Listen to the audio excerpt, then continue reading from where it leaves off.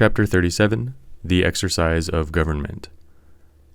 The Tao in its regular course does nothing for the sake of doing it, and so there is nothing which it does not do. If princes and kings were able to maintain it, all things would of themselves be transformed by them. If this transformation became to me an object of desire, I would express the desire by the nameless simplicity. Simplicity without a name is free from all external aim. With no desire, at rest and still, all things go right as of their will. Reason always practices non-assertion, and there is nothing that remains undone.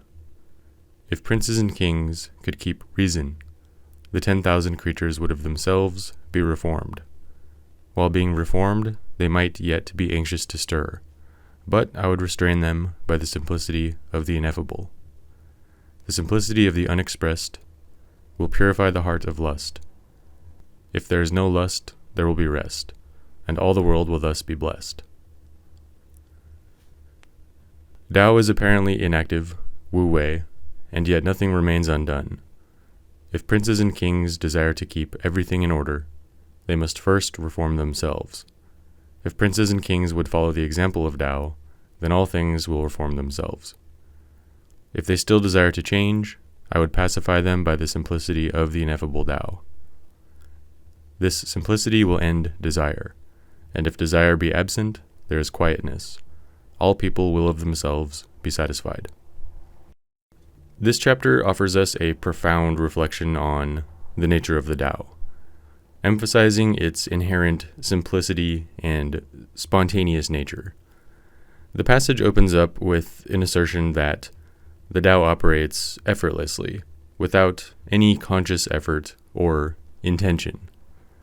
It flows naturally, without striving for any specific outcome, and as a result, there is nothing that it does not accomplish. This then suggests that if rulers, like government officials or even your managers at work, were able to align themselves with the Tao, their mere presence would catalyze a transformation in all things.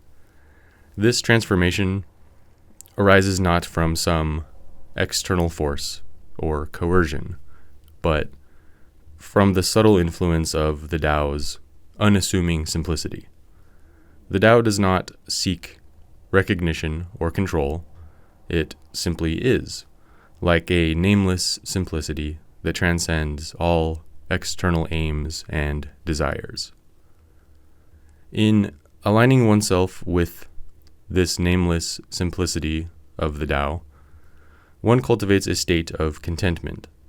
By relinquishing desires and attachments, one finds peace and stillness within, allowing the natural order of things to unfold harmoniously, sort of like getting out of your own way. In this state of non-attachment, the world spontaneously rights itself, without the need for external intervention. The passage concludes with a reflection on the inherent freedom of simplicity without a name. Such simplicity is not bound by external aims or desires. It is inherently free and unencumbered. In embracing this state of simplicity, one finds oneself in harmony with the Tao, and all things naturally fall into place, guided by the effortless flow of the universe. So, in essence, Lao Tzu is inviting us to embrace the nameless simplicity of the Tao, to let go of our desires and attachments, and to trust in the natural order of things. Through this alignment with the Tao, we find inner peace and harmony, and the world around us unfolds in perfect accordance with the spontaneous rhythm of existence. It's not like it didn't already do this before, but in a sense, we can perhaps more fully trust the process once we actually understand it, and we can step aside, letting go so many of life's anxieties in the process.